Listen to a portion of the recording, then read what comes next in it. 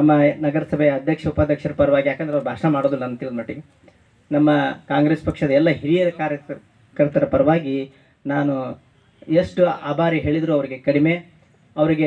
ಅವರ ಎಲ್ಲರ ಪರವಾಗಿ ನಾನು ಅವರಿಗೆ ಧನ್ಯವಾದಗಳನ್ನು ಅರ್ಪಿಸ್ತೀನಿ.